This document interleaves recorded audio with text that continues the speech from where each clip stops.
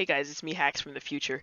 I actually forgot to check the audio thing on the recording, so I did this recording and it didn't record any of my audio, so I'm just kind of overdubbing it in Windows Movie Maker. So hopefully it looks okay. I did all the packing, so yeah, it's like a mini update here, Mav Mini, if you will, alliteration.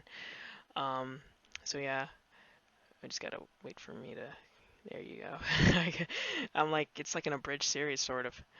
Alright, so, yeah, I did the gallery.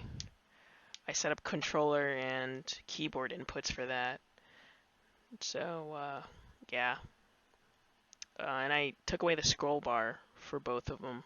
So, instead of like scrolling through the pages, you can go through each one. You can go through each category too. With keyboard or controller. I gotta add the buttons for mouse, of course, but the general idea. And I still have to code the when you click on it, but I'll do that some other day. Not today. I've been coding all day. Yeah, everything else is packed, so I can only code now. Uh, yeah. So dead air. Oh yeah, and the sound room too. I forgot to show before. But there's not really anything in it, so that's how it looks now. Oh yeah, and here I think I have some issues. I had I forgot to connect some nodes and it completely messed up my code because I was trying to I was testing the chemistry bar because I was working on it and I set it up so it would add to viewport as soon as the level is loaded.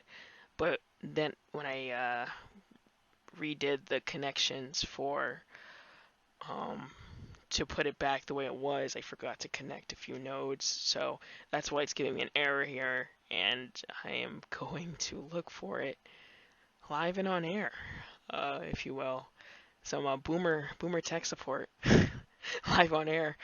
Um, so that's me looking for the nodes that or whatever error I had. I didn't even know what it was at the time, but it turned out to be a few unconnected nodes. So yeah, coding is a pain when you forget you forget one little thing and it completely messes up your entire project. So yeah, you can see right there I missed one. It's so tiny. I forgot to change it back to the other thing. But yeah, one missing pin will throw you off. So yeah. Um, but I forgot to do the other one. There was another one too. So, I think I'm progressing pretty quickly on this game, honestly. I don't I don't even think it's gonna take me a year to make it because I already have the script written and stuff. So, I mean, it's just implementing everything. Oh, there's the other thing I missed. Right there. The blue one. Yeah. So, yeah, I don't see how you could spend more than a year or even maybe two on a game. I just don't see it. Uh, and 11 years on something else, I don't know how you don't die of boredom, dude, but, you know, I guess I'm just built differently than some people. Uh, so yeah, I worked on the chemistry bar too.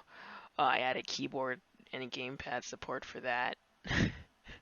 And also I added a little animation for the arrow at the top, if you can see that when you change it. So that's about all I did really today. I did a lot of code refactoring. Uh, but with refactoring, you just make your code cleaner, but the end result is the same. So it doesn't look like anything's changed, but in reality, a lot has changed. So, and it takes up less resources for the engine, and therefore your computer and/or game console. Uh, so yeah. Speaking of game consoles, importing for Nintendo Switch is really easy.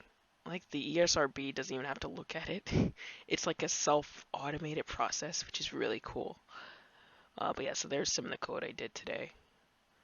I was certain that my game was gonna get an M rating. I'm like writing some of the script. I'm like, no way, this is getting a T. This is not getting a T. But I mean, if it's automated, it might get T. I don't know. Oh, this is the player controllers. So when you're adding keyboard or gamepad input to your game, you have to use a player controller. And if you have like multiple of the same, so like you have A bound to like say walking left, but you also want to use A for like a menu, you have to have multiple ones, multiple game modes, which use different player controllers. So I have one for the main menu of the game, and I have one for the game itself, like the overworld and stuff. And that's just me trying to show that you could have multiple inputs for the same key. But yeah, just take 10,000 years for no reason.